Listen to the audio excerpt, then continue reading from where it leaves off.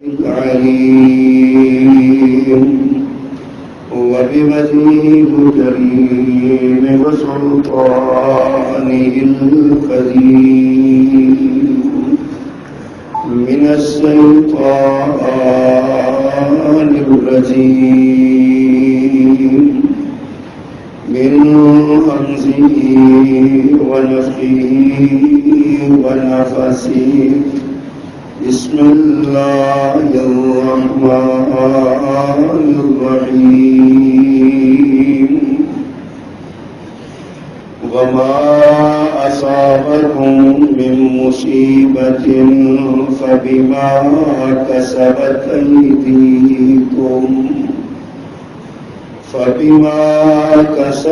أيديكم ويعفو عن كثير وما أنتم بمعجزين في الأرض وما لكم من دون الله من ولي ولا نصير. صدق اللہ العظیم. ہر قسم کی حمد و ثنا اور تعریف و تسبیح، تکبیر و تحلیل، بڑائی، بزرگی، کبریائی کے سارے کلمات اللہ جل جلالہ کے لیے. درود و سلام سید الاولین والآخرین، امام المرسلین، سیدنا و مولانا محمد کریم علیہ التحیۃ والتسلیم صلی اللہ علیہ وآلہ وصحبہ وسلم کی ذات والا صفات کے لیے مختصر کلمات حمد و صلات کے بعد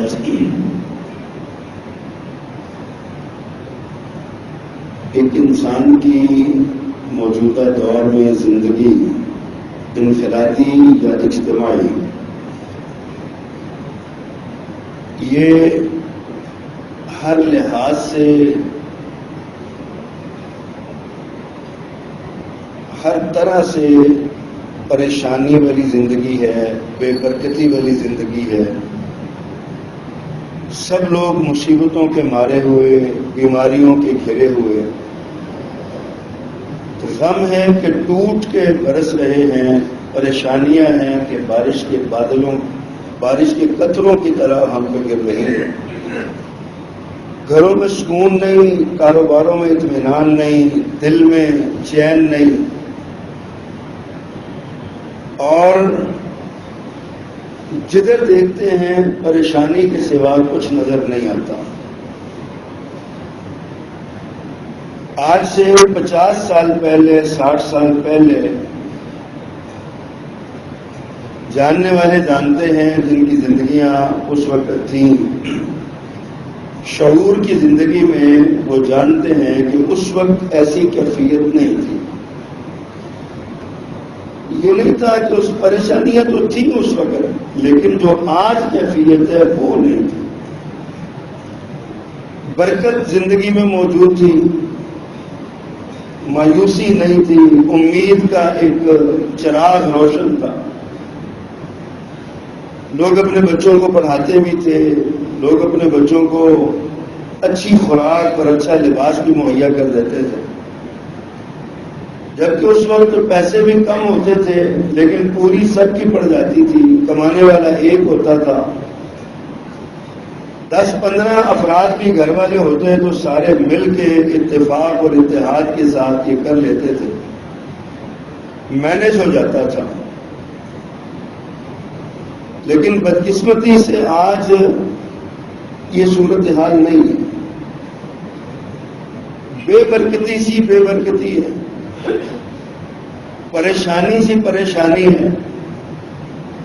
بیماریاں ہیں کہ ایسی بیماریاں جن کا کبھی نام بھی نہیں سنا تھا، ان بیماریوں نے گھیرے ہوا ہے. گھروں میں اولاد پریشان کرتی ہے. بیٹیوں کے رشتے ہو جائیں تو وہاں سے الا من شاء اللہ ٹھنڈی ہوائیں نہیں آتی. اور اسی طرح ہم لوگ سخت محنت مشقت میں مبتلا ہو چکے ہیں. عزت جان اور مال غیر محفوظ ہے، اور اگر یہاں سے کچھ سکون ملتا ہے تو قدرتی مسائل، کبھی زلزلہ آ جاتا ہے، کبھی سیلاب آ جاتا ہے، کبھی وبائی مرض پھوٹ پڑتا ہے، جیسے آج کل ڈینگی اور اس طرح کی بیماریاں پھوٹی ہوئی ہیں، اور ایک انجانا سا خوف ہے، دلوں میں گھبراہٹ ہے، ہر بندہ ریزرو ہو کے زندگی گزار رہا ہے، بڑا اپنے آپ کو اس نے سمیٹا ہوا ہے، کھل کھل آگے بات نہیں کرتا، کھل کھل آگے اپنا کاروبار نہیں بتاتا، کھلا ڈلا بات، زندگی جو ہے وہ تنگ ہو چکی ہے، نا امیدی کے بادل چھائے ہوئے، خوشیاں کم ہو گئی۔ حضرات کبھی ہم نے سوچا کہ ایسا کیوں ہو رہا ہے؟ انسان کو ہم وقت اپنا محاسبہ کرتے رہنا چاہیے۔ حدیث کے الفاظ ہیں حاسبو قبل ان تحاسبو، اپنا حساب کرتے رہا کرو اس سے پہلے کہ تمہارا حساب لیا جائے۔ یہ قیامت کی طرف اشارہ ہے کہ انسان کو اپنے عقیدے کا، اپنے عمل کا، اپنے اخلاق کا، اپنے کردار کا جائزہ لیتا رہنا چاہیے کہ اس کا اخلاق کیسا ہے، کہیں کل قیامت کے دن رسوائی تو نہیں ہوگی۔ اس کا عقیدہ کیسا ہے، توحید والا ہے کہ شرک کی ملامت ہے، عمل سنت والا ہے یا بدعت کی غلاظت سے لچڑا ہوا ہے۔ یہ ہے کہ اپنے معاملات کا حساب کرتے رہیں۔ اسی طرح آج ہم سوچیں کہ ہماری یہ جو زندگی ہے جو ہم گزار رہے ہیں، یہ زندگی کیسی گزر رہی ہے، یہ کیوں ہمیں یہ دن دیکھنے پڑے ہیں، یہ پریشانیاں کیوں ہیں؟ آج ہمارے پاس پیسے بڑے ہیں لیکن نہیں ہیں، پوری نہیں پڑتی، ہزاروں روپیہ، لاکھوں روپیہ کماتے ہیں، لیکن جس سے پوچھ کے دیکھ لیں وہ یہی کہتا ہے کہ گزارا نہیں ہو رہا، بڑی تنگی ہوگی۔ اللہ تعالیٰ نے اپنے قرآن میں ان چیزوں کے اسباب بیان فرمایا۔ پیارے پیغمبر صلی اللہ علیہ وسلم نے 1400 سال پہلے چند امور کی نشاندہی کی تھی جو ان حالات کا سبب بن سکتے تھے۔ ہم نے اللہ اور اس کے رسول صلی اللہ علیہ وسلم کا دروازہ چھوڑ رکھا ہے، اور اللہ اور اس کے رسول صلی اللہ علیہ وسلم کی بات ہم نہیں مانتے۔ اس کا نتیجہ یہ ہے کہ آج ہم انہی حالات سے دوچار ہیں جو پیارے پیغمبر صلی اللہ علیہ وسلم نے 1400 سال پہلے نشاندہی کر۔ اصول ایک ہے نا، قانون ایک ہے، جو 1400 سال پہلے قانون تھا وہی قانون آج بھی لاگو ہے۔ جو شریعت پیارے پیغمبر صلی اللہ علیہ وسلم پہ اتری تھی وہی شریعت آج ہم پہ ہے۔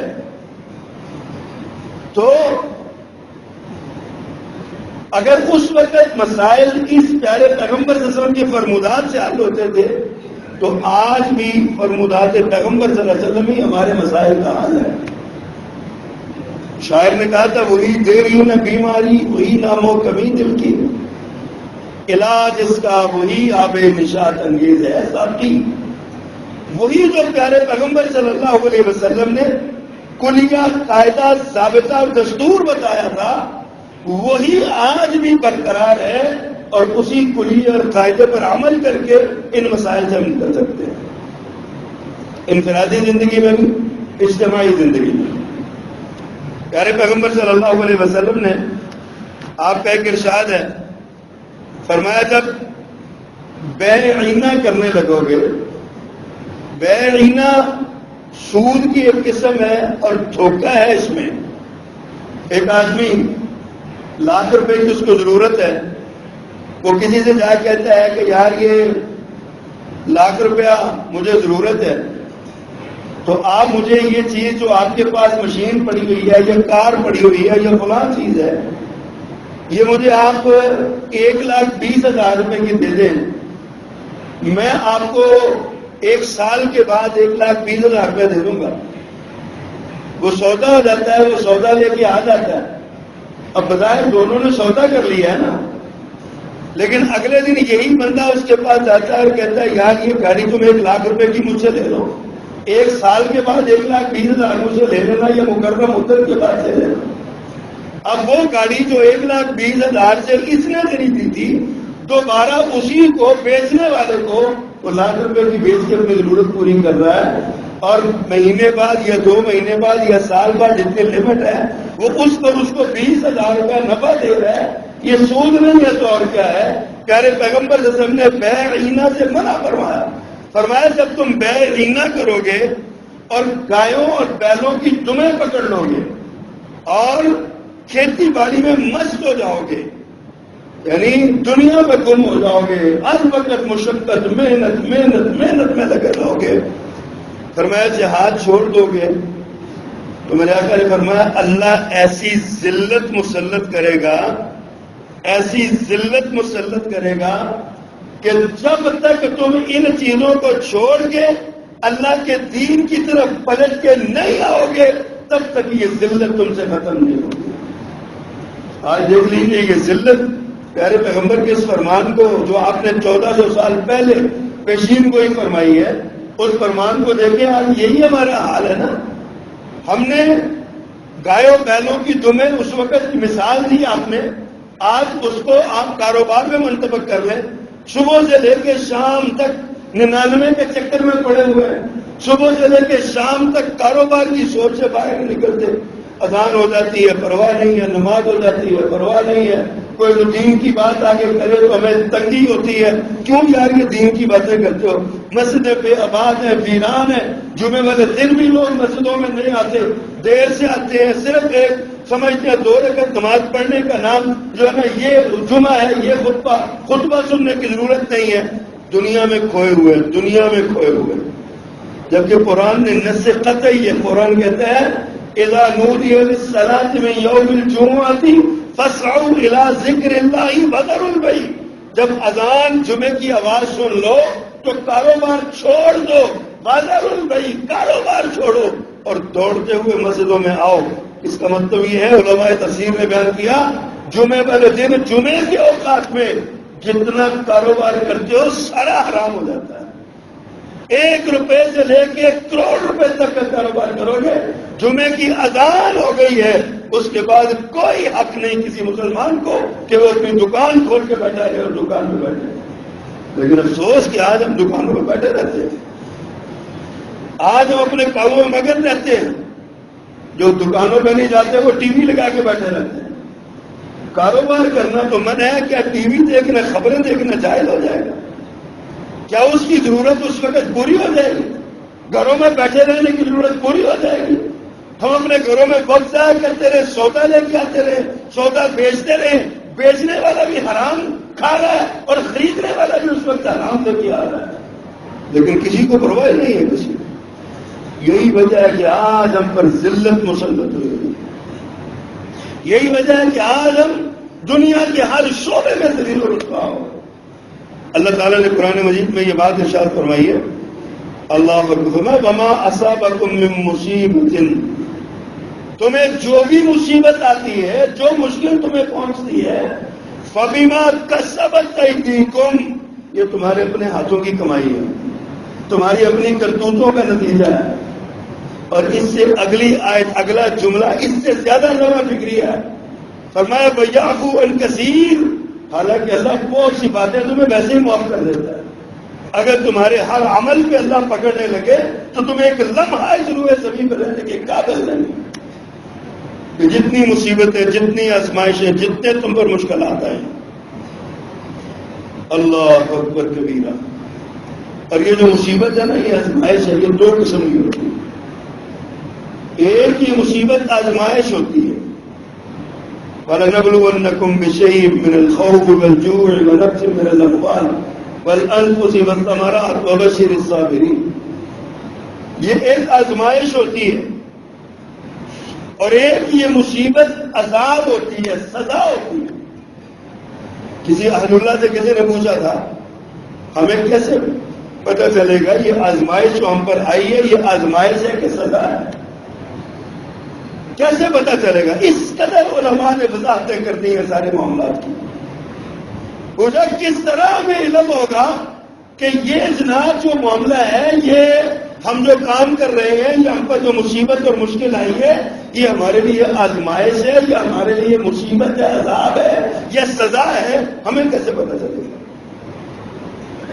بڑے خوبصورت انداز میں انہوں نے جواب دیا، اگر تمہاری یہ آزمائش تمہارے اندر صبر میں، تمہارے نفس میں صبر کا مادہ پیدا کرے اور رجوع اللہ کا جذبہ پیدا کرے، مصیبت آئے تو اللہ کے دروازے پہ آ جاؤ، مشکل آئے تو اللہ کے پاس جا کے توبہ کرنے لگو، مصیبت آئے تو نماز کے ذریعے استعینوا بالصبر والصلاۃ پر عمل کرنے لگو، نماز اور صبر کے ذریعے اللہ سے اس مشکل سے نکلنے کا تم راستہ مانگو، تو یہ آزمائش ہے تمہارے لیے اللہ کی طرف سے، جس سے صبر پیدا ہوتا ہے، درجہ بلند ہوتا ہے۔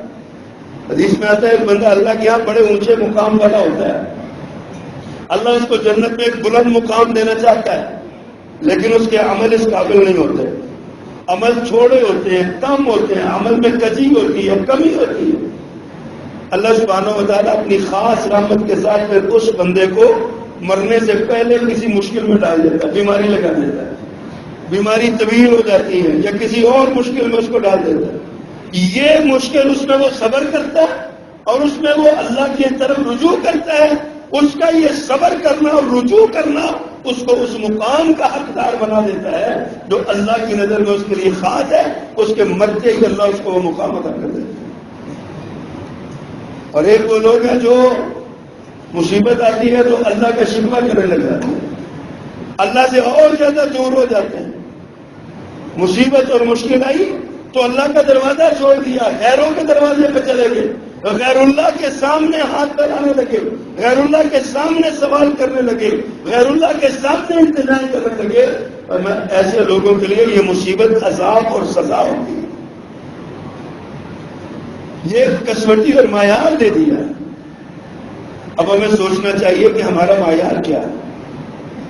آزمائش کے حوالے سے چند آیات جو ہیں وہ چند آیات اور چند احادیث آپ کے سامنے رکھنا چاہتا ہوں، اس لیے کہ ہمیں علم ہو، ہمیں پتہ چلے کہ ہمارے جو ہاتھوں کے کمائے ہوئے جو ہمارے معاملات ہیں نا، ہمارے اعمال ہیں، ان کا نتیجہ کیا نکلے گا، ہمیں اس سے ملے گا کیا، ذلت اور رسوائی کیوں مسلط ہے۔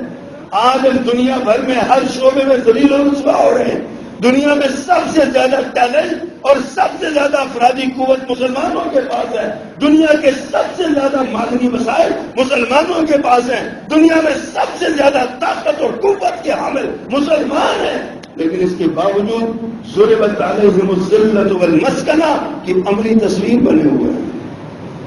آج ذلت اور مسکنت ہم پر مسلط کر دی گئی، ہم اپنی چھوٹی چھوٹی ضروریات کے لیے بھی ہاتھ پھیلاتے ہیں۔ آج ہی میں اپنے وزیر خارجہ صاحب کا بیان پڑھ رہا تھا، وہ فرمانے لگے ہمارا بیانیہ درست ہے لیکن ہماری جیب خالی ہے۔ میں حیران ہوں ان لوگوں کی سوچ پہ، اتنا کمزور ایمان ہے۔ آپ کہتے ہیں ہمارا بیانیہ بھی درست ہے اور اللہ کی ذات پر ایمان بھی بڑا ہے، ہم اللہ کی ذات پر پورا ایمان رکھتے ہیں، طاقتوں کا مالک، خزانوں کا مالک تو اللہ ہے، لیکن جب ہماری سوچ اتنی محدود ہے، ہم اپنے آپ کو صرف معاشیات کے غلام سمجھتے ہیں اور ہم سمجھتے ہیں کہ معاشی حالات و واقعات ہی ہمارے سارے، یہی ہمارا رب ہے، تو پھر یہی کچھ ہونا جو آج ہمارے ساتھ ہو رہا ہے۔ کاش کے ایمان اتنا ہوتا۔ کبھی تاریخ کا مطالعہ کر کے دیکھا کریں، نبی محترم صلی اللہ علیہ وسلم جب بدر کے میدان میں آئے تھے تو ان کی جیب کتنی بھری ہوئی تھی، مقابلے میں جو طاقت تھی اس کی طاقت کا اندازہ کبھی کیا؟ آج کے اس دور میں بیٹھ کے 1400 سال پہلے اس وقت تصور کیجیے، اس سے زیادہ قریب جا کے سمجھاؤں۔ غزوہ خندق کے موقع پر نا جو قریش مکہ اور ان کے حلیف آئے نا، غزوہ خندق کے موقع پر مورخین اور سیرت نگار لکھتے ہیں کہ عرب کی تاریخ کی سب سے بڑی قوت لے کے مسلمانوں کے مقابلے ہوا ہے۔ پورے عرب کی تاریخ میں اتنی قوت کبھی جمع نہیں ہوئی تھی جتنی خندق کے میدان میں لے کے آئے تھے وہ مسلمانوں کے پاس کیا تھا۔ ایک صحابی نے جا کے عرض کیا اللہ کے پیغمبر بھوک نے اتنا نڈھال کر دیا، کمر سیدھی کرنے کے لیے پیڑ پہ پتھر بندھا ہوا ہے۔ میرے آقا نے اپنی کمر سے پردہ ہٹا کے دکھایا، فرمایا میرے ساتھی تو نے ایک باندھا ہے، تیرے پیر نے 2 باندھے ہوئے ہیں۔ اس قدر قسم کرسی کا عالم تھا، لیکن ایمان تھا، اللہ کی ذات پر اعتماد تھا، اور اللہ کے مقابلے میں کسی کو پرے کا کے برابر نہیں سمجھتے تھے۔ تاریخ شاہد ہے، بدر میں بھی فتح ملی، احد میں بھی فتح ملی، خندق میں بھی فتح ملی، حنین میں بھی فتح ملی، ہر معاملے میں فتح ملی۔ اور حنین کی جنگ بھی بڑا سبق ہے ہمارے لیے۔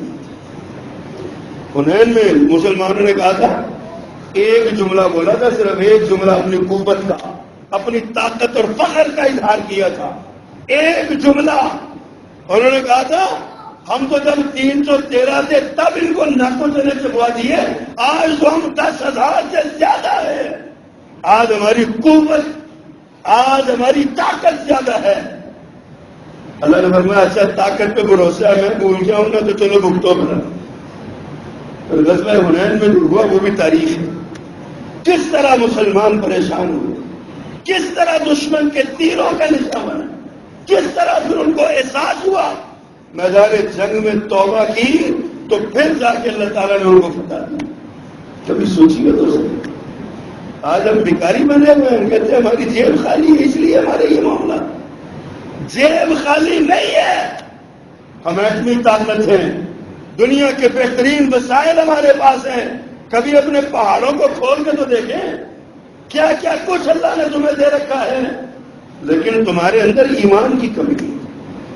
کاش کہ تمہارے اندر ایمان ہوتا، کاش کہ تمہارے اندر ایمان اللہ کی ذات پر ایمان ہوتا تو دنیا کی کوئی طاقت تمہاری طرف آنکھ اٹھا کے نہ دیکھ سکے۔ زیادہ دور کیا جانا ہے، یہ آج کل افغانستان کے ساتھ مذاکرات ہو رہے ہیں نا، یہ کبھی دیکھا ہے کہ ملا برادر کون ہے، اور کبھی دیکھا ہے یہ دوسرے جو ان کے مذاکرات کار آ رہے ہیں، یہ کون لوگ ہیں؟ ان کو پکڑ کے ننگا کر کے کپڑے اتار کے قیدی بنا کے بیڑیاں پہنا کے ان کو امریکہ کے حوالے کیا تھا۔ آج ISI کے چیف اور وزیر اعظم اور صدر انہیں لوگوں کا استقبال کر رہے ہیں۔ کیا ہے ان کے پاس؟ وہ بڑے سرمایہ دار ہیں۔ کیوں امریکہ ان سے مذاکرات کی بھیک مانگ رہا ہے؟ کیوں امریکی صدر کہتے ہیں خفیہ طور پہ تنہائی میں مجھ سے ملنے میں تم سے تنہائی میں بھی مذاکرات کرنے کو تیار ہو؟ کیا ہے ان کے پاس؟ تم کہتے ہو ہماری جیب خالی ہے، بیانیہ صحیح ہے، جیب خالی ہے۔ حضرات سوچئے، ذرا سوچئے، غور کیجئے اس بات پہ، یہ ایمان کی بات ہے۔ آج ہم ذلیل و رسوا ہو رہے ہیں تو اس وجہ سے نہیں کہ ہمارے پاس وسائل نہیں ہیں، اس وجہ سے ذلیل ہو رہے ہیں کہ ہمارے پاس ایمان نہیں رہ گیا، ایمان کی کمی کا شکار ہے۔ اللہ اکبر۔ اللہ نے فرمایا افتؤمنون ببعض الکتاب وتکفرون ببعض، کتاب کی بعض باتیں مانتے اور بعض کا انکار کرتے ہو۔ جو اپنی مرضی کا میٹھا میٹھا اور کڑوا کڑوا تو جو مرضی کا ہے وہ مان لیا، جو مرضی کا نہیں ہے وہ مانا نہیں ہے۔ حکمران کہتے ہیں ہم پاکستان کو ریاست مدینہ بنانا چاہتے ہیں، اور تصور میں 5 ہجری سے پہلے والا مدینہ ہے، اور میرے حکمرانوں 5 کے بعد والا مدینہ بنا کے دکھاؤ جو میرے پیغمبر صلی اللہ علیہ وسلم نے ارشاد فرمایا تھا، اخرج اليہود والنصارى من جزیرۃ العرب، یہود و نصارہ کو جزیرہ عرب سے نکال پھینکو باہر۔ اور صحابہ کرام نے نکال دیا تھا۔ 5 ہجری کے بعد کا غزوہ بنو نذیر، غزوہ بنو قینقاع، ان کا غزوہ بنو قریظہ کے بعد کا پاکستان بنا کے دکھاؤ، اس ریاست مدینہ کو دیکھو، 5 ہجری سے پہلے کی ریاست مدینہ تمہیں یاد آ رہی ہے۔ اللہ اکبر۔ اللہ فرماتے ہیں بعض کو مانتے ہو بعض کو نہیں مانتے، سزا کیا ہے؟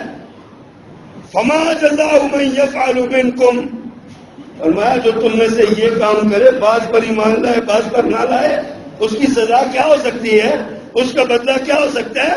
الا خزي في الحیات الدنیا، دنیا کی زندگی میں رسوائی، ویوم القیامت یردون الى اشد العذاب، اور قیامت کا دن اس سے زیادہ سخت عذاب کی طرف لوٹایا جائے گا۔ ان کی سزا ہے دنیا میں رسوائی، دنیا میں رسوائی ان کی سزا ہے جو قرآن کے بعض حصوں کو مانتے ہیں، بعض کو نہیں مانتے، بعض احکامات کو مان لیتے ہیں، بعض کو نہیں مانتے، اللہ کے بعض احکامات کو مانتے ہیں، بعض کو نہیں مانتے، کچھ جو مرضی کے ہے وہ مان لیے، جو مرضی کے نہیں ہے وہ نہیں مانتے۔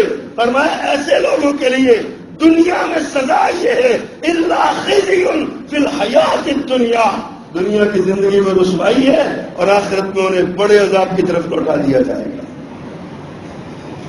اللہ اکبر، وما اللہ بغافل عما تعملون، فرمایا اللہ کو دھوکہ نہ دو، اللہ تمہارے اعمال سے غافل نہیں ہے، اللہ تمہارے اعمال سے غفلت میں نہیں ہے، تمہاری کرتوتوں کو جانتا ہے۔ ان اللہ علیم بذات الصدور، اللہ سینوں کے راز جانتا ہے، سینوں کے راز جانتا ہے۔ اس کے بعد اللہ فرماتے ہیں دوسری آیت، فرمایا ومن اعرض عن ذکری فإن له معیشۃ ضنکا، تو میرے قرآن سے منہ موڑے گا، میرے ذکر سے منہ موڑے گا، میرے نام سے منہ موڑے گا، میرے دربار سے منہ موڑے گا، من اعرض عن ذکری فإن له معیشۃ ضنکا، جو میرے ذکر سے منہ موڑے گا اس کی جیب خالی کر دوں گا، اس کی زندگی تنگ کر دوں گا، اس کی گزران آوازار کر دوں گا، وہ اپنی زندگی میں سکھ نہیں پائے گا۔ یہ اللہ کا فیصلہ ہے۔ فإن له معیشۃ ضنکا، اب اس کی معیشت تنگ ہو جائے گی، اس کی گزران تنگ ہو جائے گی۔ سوچیے تو صحیح، آج ہماری معیشت تنگ ہے، آج ہماری معیشت کا حال کیا بنا ہوا ہے، کباڑا ہو گیا، کباڑا ہو گیا معیشت کا، تباہ ہو گئی ساری معیشت ہماری، لیکن ہم نہیں سمجھتے اس بات کو۔ اللہ اکبر، فرمایا ایک جرم یہ، ان کا ایک سزا یہ کہ معیشت انسان کا معیشت اور گزران تنگ ہو جائے گی، اور دوسرا فرمایا وَنَحْشُرُهُ يَوْمَ الْقِيَامَةِ أَعْمَىٰ، قیامت کے دن اندھا کر کے اٹھایا جائے گا۔ قال رب لما حشرتنی اعمى، کہے گا یا اللہ کیوں اندھا کیا ہے، قد كنت بصیرا، میں تو دیکھنے والا تھا۔ اللہ فرمائے گا اسی طرح تو نے ہماری آیتوں کو بلایا، آج ہم نے تمہیں بلا دیا، تم نے ہماری آیتوں سے اعراض کیا تو آج ہم نے تمہیں بلا دیا، آج تمہاری کوئی بات سننے کو تیار نہیں۔ اللہ اکبر۔ تیسری بات فرمایا ومن اظلم ممن منع مساجد اللہ ان یذکر فیہ اسمہ وسعی فی خرابها، خدا کی قسم ایسی ایسی آیتیں ہیں بندہ سوچ کے حیران، اللہ تو نے 1400 سال پہلے کس طرح انسانیت کی رہنمائی کی ہے۔ فرمایا ومن اظلم ممن منع مساجد اللہ، اس سے بڑا ظالم کون ہو سکتا ہے جو لوگوں کو اللہ کی مسجدوں سے روکے اور اس میں خرابی پیدا کرنے کی کوشش کرے، اس سے بڑا ظالم کون ہو سکتا ہے۔ اور ساتھ کیا فرمایا اولئک ما کان لهم ان يدخلوها الا خائفین لهم فی الدنیا خزی ولهم فی الاخرۃ عذاب عظیم، فرمایا جو مسجدوں سے روکے گا کہ اس میں اللہ کا ذکر ہو۔ آج سارے حکمرانوں کا کوئی بھی پارٹی ہو ایک ہی مشن ہے، مدارس بند کر دو، مساجد بند کر دو، نئی مسجد کو نہیں بننی چاہیے، نیا مدرسہ کو نہیں بننا چاہیے، مدارس میں عصری تعلیم پڑھاؤ، مدارس میں فزکس کیمسٹری بایولوجی پڑھاؤ۔ ہم کہتے ہیں جناب ہم حاضر تک پڑھا لیتے ہیں، آپ یونیورسٹیوں اسکولوں میں قرآن حدیث فقہ اور ساری کتابیں باقی پڑھاؤ، نصاب تعلیم ایک کر دو، ہم تو چاہتے ہیں کہ ہو ایک ہو، لیکن نہیں، وہاں نہیں جہاں پہ قرآن کہتا ہے ومن اظلم ممن منع مساجد اللہ، ذرا حکمرانو اور سوچو تو صحیح کہ تم کس راستے پر چل رہے ہو۔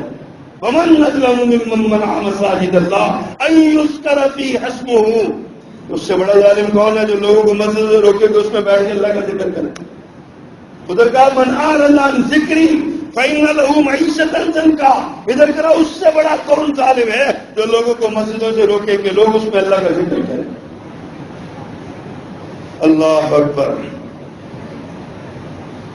چوتھی بات ان الذين يحبون ان تشيع الفاحشة في الذين آمنوا لهم عذاب أليم في الدنيا والآخرة، فرمایا جو مومنوں میں فحاشی پھیلاتے ہیں، بے حیائی پھیلاتے ہیں، عریانی پھیلاتے ہیں، پاکستان کی تاریخ میں پہلی مرتبہ کبھی ایسا نہیں ہوا. بڑے بڑے آزاد خیال اور روشن خیال حکمران یہاں پہ آئے, یحییٰ خان جیسے بھی آئے, پرویز مشرف جیسے بھی آئے. کسی کو یہ خیال نہیں آیا کہ لاہور کے ٹیکسالی بازار کی کوئی ایک ثقافت ہے, اس کو بھی لوگوں کے سامنے بیان کرنا ہے, بازار حسن کو لوگوں کے سامنے بیان کرنا ہے. یہ اعزاز ہماری موجودہ ریاست مدینہ کے حصے میں آ رہا ہے. بڑے بڑے اشتہارات چھپ رہے ہیں کہ جناب ٹیکسالی بازار کی جو ثقافت ہے, کلچر ہے, اس کو عام کیا جائے, وہاں آ کے دیکھا جائے وہاں پہ کیا ہوتا ہے. وہاں پہ جسم فروشی ہوتی ہے, وہاں پہ بدکاری ہوتی ہے, وہاں پہ بے حیائی ہوتی ہے. اللہ فرماتے ہیں ان الذین یحبون ان تشیع الفاحشۃ فی الذین آمنوا, وہ لوگ جو مومنوں میں فحاشی پھیلانا چاہتے ہیں, پسند کرتے ہیں کہ بے حیائی اور فحاشی پھیلے. فرمایا لہم عذاب علیم فی الدنیا والآخرہ, ان کے لیے دنیا اور آخرت میں دردناک عذاب تیار کر رکھا ہے. اللہ کہتے ہیں مولوی تنگ بڑے ہیں, مولوی تنگ نظر بڑے ہیں, متشدد بڑے ہیں, انتہا پسند بڑے ہیں. ہم قرآن سنا رہے ہیں معاذ اللہ, کیا اللہ بھی انتہا پسند ہے؟ اللہ نے جو قوانین بنائے انسانیت کے لیے, اس سے بہتر قوانین بنا ہی کوئی نہیں سکتا. انسانیت کا خالق اللہ ہے. پیارے پیغمبر صلی اللہ علیہ وسلم کی ایک دو فرمودات سنانا چاہتا ہوں. اللہ اکبر. آپ نے ارشاد فرمایا, حضرت عبداللہ بن عمر رضی اللہ تعالی روایت کرتے ہیں, سنن ابن ماجہ کی حدیث ہے صحیح سند کے ساتھ. حضرت عبداللہ بن عمر فرماتے ہیں میرے پیغمبر صلی اللہ علیہ وسلم نے فرمایا, اے مہاجرین کی جماعت, میں تم سے 5 گناہوں کے سرزد ہونے سے ڈرتا ہوں, اور میں اللہ کی پناہ مانگتا ہوں کہ تم ان میں سے کسی ایک میں بھی شریک ہو جاؤ, کوئی ایک گناہ میں بھی ملوث ہو جاؤ. ان 5 گناہوں کے 5 سزائیں بیان میرے پیغمبر صلی اللہ علیہ وسلم نے ساتھ کی ہیں. بڑی لمبی حدیث ہے, مختصر کرتا ہوں. سب سے پہلی بات آپ نے یہ ارشاد فرمائی, پہلا گناہ فرمایا جس قوم میں اعلانیہ فحاشی ہوگی تو اس میں ایسی بیماریاں آئیں گی جو اس سے پہلے کبھی نہ سنی گئی ہوں گی, اور طاعون اس میں پھیل جائے گا. آج ذرا ہسپتالوں میں جا کے بیماریوں کے تو سن کے دیکھیں, کیسی کیسی بیماریاں ایجاد ہو رہی ہیں, کیسی کیسی بیماریاں سامنے آ رہی ہیں, کیسی کیسی بیماریاں ظاہر ہو رہی ہیں. آج تک ہمارے بڑوں نے بھی کبھی ان کا نام نہیں سنا تھا, جو آج ہمارے جوانوں کو ان بیماریوں کو بتایا جا رہا ہے. میرے آقا نے ارشاد فرمایا تھا جس قوم میں اعلانیہ فحاشی ہوگی, بے حیائی ہوگی, اس قوم میں طاعون پھیلے گا, اس قوم میں ایسی بیماریاں پھیلیں گی جو اس سے پہلے کبھی کسی نے نہیں سنی. آج اعلانیہ فحاشی ہو رہی ہے, ٹی وی چینلوں پہ, فلموں پہ, انٹرنیٹ پہ, موبائل پہ اعلانیہ فحاشی ہو رہی ہے. سر عام بدکاریوں کا ارتکاب کیا جا رہا ہے. سندھ کی ڈاؤ یونیورسٹی میں جو ہوا, بچے بیٹھے ہوئے, میں کیا بتاؤں. گزشتہ ہفتے ڈاؤ یونیورسٹی میں کبھی سرچ تو کیجیے, پڑھیے تو صحیح, وہاں پہ کس انداز میں انہوں نے بے حیائی اور فحاشی کو فروغ دیا, کس انداز میں نوجوان نسل کو خراب کیا, کس انداز میں انہوں نے بے حیائی اور حکومتی سرپرستی میں ہوا, یونیورسٹی کے نوٹیفیکیشن کے ساتھ ہوا. سوچو تو صحیح, آج ہمارے ہم روتے ہیں کہ کاروبار نہیں ہے, رزق نہیں ہے, تنگ ہو گئے, گزران تنگ ہو گئی ہے, برکت نہیں رہے گی, پریشانی ہے. میرے آقا نے تو 1400 سال پہلے فرمایا تھا اعلانیہ فحاشی ہوگی تو طاعون پھیلے گا, اور ایسی بیماریاں پھیلیں گی جو اس سے پہلے کبھی کسی نے سنی بھی نہیں ہو. دوسرے نمبر پہ آپ نے ارشاد فرمایا, جو قوم ناپ تول میں کمی بیشی کرے گی نا, فرمایا اس پر 3 سزائیں مسلط ہوں گی. قحط پڑ جائے گا, معاشی تنگی آئے گی, اور یہ لوگ حکمرانوں کے ظلم کا شکار ہوں گے. کون؟ سوچیے ذرا. ناپ تول میں کمی کرنے والے, ناپ تول میں لینے کے پیمانے اور دینے کے پیمانے اور, لینے کے لیے کچھ اور قانون, دینے کے لیے کچھ اور قانون, ادھر بھی ڈنڈی ماری, ادھر بھی ڈنڈی ماری, ادھر سے بھی حق چھینا, ادھر سے بھی حق چھینا, ہر 2 طرف سے لوٹا. فرمایا پیارے پیغمبر صلی اللہ علیہ وسلم نے 1400 سال پہلے ارشاد فرمایا تھا ایسے لوگوں پہ 3 سزائیں مسلط ہوں گی.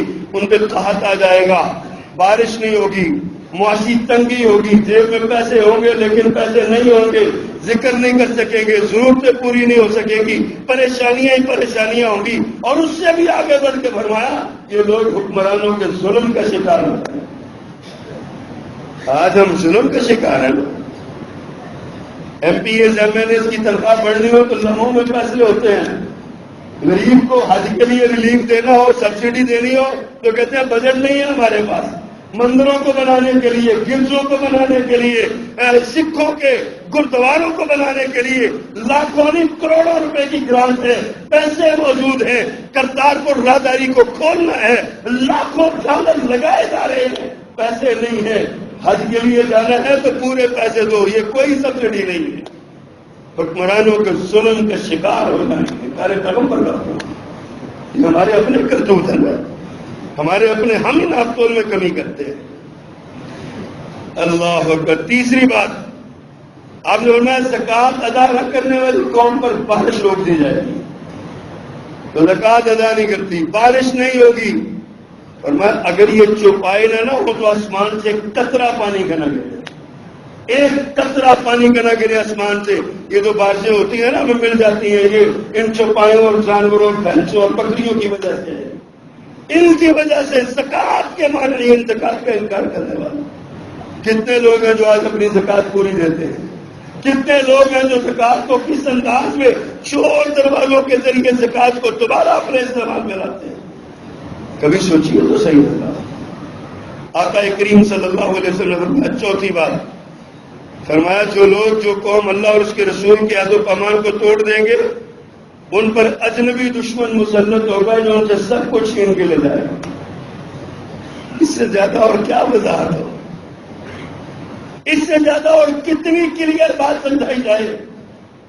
میرے آقا نے فرمایا اللہ اور اس کے رسول سے عہد توڑنے والوں تمہارا انجام یہ ہوگا کہ تم پر اجنبی دشمن مسلط ہوں گے، جو تم میں سے نہیں ہوں گے، دشمن ہوں گے تمہارے، مسلط ہو جائیں گے۔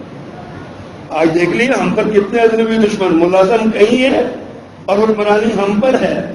آئی ایم ایف کے کتنے ملازم ہیں جو آج ہمارے سروں پہ مسلط ہیں، کبھی سوچا ہم نے؟ ہمارے اپنے اعمال کا نتیجہ ہے، ہماری اپنی کرتوتوں کا نتیجہ ہے۔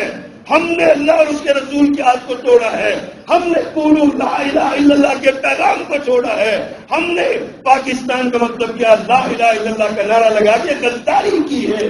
اس کا نتیجہ ہے کہ آج ہمیں پتہ ہی نہیں ہم پر کتنے دشمن ہیں جو ہمارے وسائل کو لے جا رہے ہیں، جو ہمارے ابھی کل ہی اخبار میں خبر آئی کہ پاکستان وہ نظام حیدرآباد کا خزانہ جو ہے وہ کیس ہار گیا انگلینڈ کی عدالت میں، اربوں ڈالر اب پاکستان کو دینا پڑے گا۔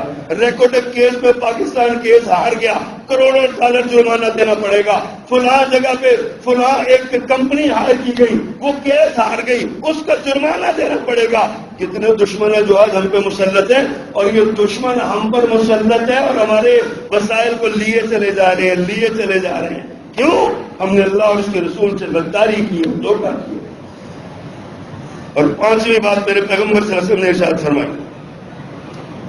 فرمایا جو حکمران اللہ کی کتاب کے مطابق فیصلے نہیں کرے گا اور اللہ کے نازل کردہ اس کو اختیار نہیں کرتا تو اللہ کو ان میں پھوٹ ڈال دے گا، اختلاف پیدا کر دے گا۔ آج بتائیے کون سی حکمران پارٹی ہے جس میں اختلاف نہیں ہے؟ حکمرانوں میں اختلاف، سیاسی پارٹیوں میں اختلاف، مذہبی پارٹیوں میں اختلاف، پارٹی در پارٹی، گروہ در گروہ، جماعت در جماعت، تقسیم در تقسیم کا شکار ہیں، اس لیے کہ حکمرانوں نے اللہ کے قانون کے مطابق فیصلے نہیں کیے، اس لیے اختلاف کا شکار ہے۔ ہم نے اللہ کے قانون کو پیچھے چھوڑا ہوا ہے۔ ہم کہتے ہیں مسلمان ہیں، نماز پڑھتے ہیں، ہماری نمازیں باقاعدہ سوشل میڈیا پہ دکھائی جاتی ہیں، میڈیا پہ دکھائی جاتی ہیں، یہ دیکھیں جی یہ پوری نماز پڑھ رہا ہے، خشوع و خضوع سے پڑھ رہا ہے، اور حکمران ہم کہتے ہیں مسلمان ہیں، لیکن اللہ کا قانون یہ ہے سود بند کرو۔ کیوں سپریم کورٹ میں اپیل کی ہوئی ہے؟ کیا سپریم کورٹ پاکستان کی نہیں ہے؟ کیا سپریم کورٹ مسلمان ججوں پر مشتمل نہیں ہے؟ کیا سپریم کورٹ آئین پاکستان کی پابند نہیں ہے جس کے دستور میں یہ لکھا ہوا ہے کہ پاکستان کے کوئی قانون ایسا نہیں بن سکتا جو غیر اسلامی اور اسلام کے خلاف؟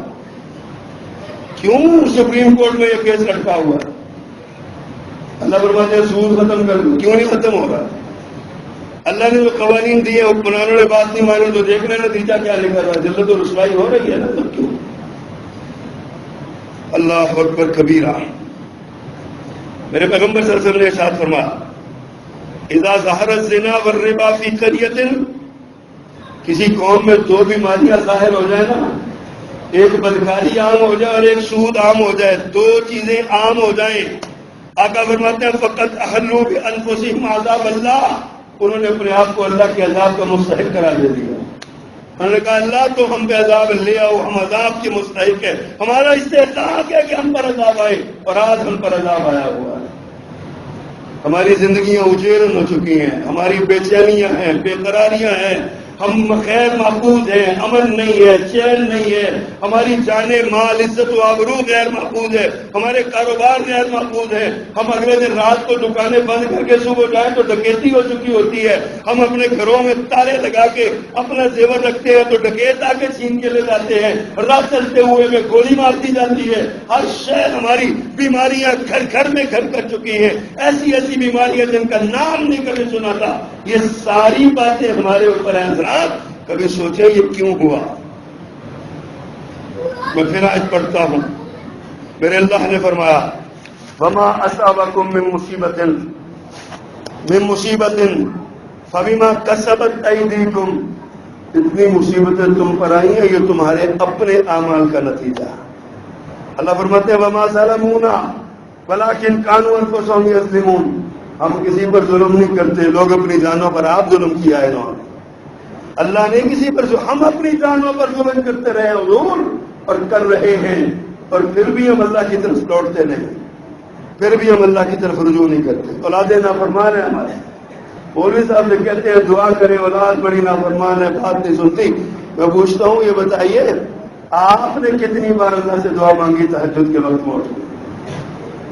بر صغیر کے بہت بڑے قاری، پانی پتی قاری مشہور تھے، ان کے بارے میں آتا ہے وہ اپنے مدرسے میں نا اپنے استاد جو تھے نا، استاد کو کہا کرتے تھے اگر کوئی بچہ پڑھتا نہیں ہے نا آپ نے اس کو مارنا نہیں ہے، آپ نے مارنا نہیں ہے اس کو، 40 دن تک اس کے لیے تہجد میں آپ نے دعا مانگنی ہے، 40 دن تک تہجد میں اس کے لیے دعا مانگنی ہے، اللہ اس کا ذہن کھول دے، اللہ اس کا ذہن کھول دے، یہ حفظ کرنے کے لیے آیا ہے۔ استاد تھے نا، استاد یہ سبق دے رہے 40 دن تک، یعنی استاد دو فائدے ہیں، ایک استاد تہجد کا عادی ہو گیا اور ایک بچے کا ہمدرد اور خیر خواہ ہو گیا۔ ماں باپ بحیثیت باپ اور ماں کے، آپ بتائیے آپ نے اپنے بچوں کے لیے کتنی دعائیں مانگی؟ بچے نافرمان ہو گئے ہیں، کیوں نہ ہو نافرمان؟ آپ نے اللہ سے کبھی ان کی فرما برداری مانگی نہیں، آپ نے تو ان کے لیے نوکری اچھی مانگی ہے، زندگی اچھی مانگی ہے، کپڑے اچھے مانگے ہیں، اس کے لیے کولو کا پہل بن گئے آپ ان کے لیے، آپ نے ان کے مستقبل کے لیے کبھی اچھا نہیں مانگا، فرما برداری کے لیے کبھی سوال نہیں کیا۔ حضرات آئیے، لوٹ آئیے، لوٹ آئیے، اللہ کی طرف لوٹ آئیے، آج وقت ہے اللہ کی طرف لوٹ آئیے، ورنہ یہ سارے عذاب ہم پر مسلط ہیں، اور یہ عذاب جو ہے یہ سر پہ کھڑے ہیں۔ اللہ پاک ہمیں عمل کرنے کی توفیق عطا فرمائے۔ سبحان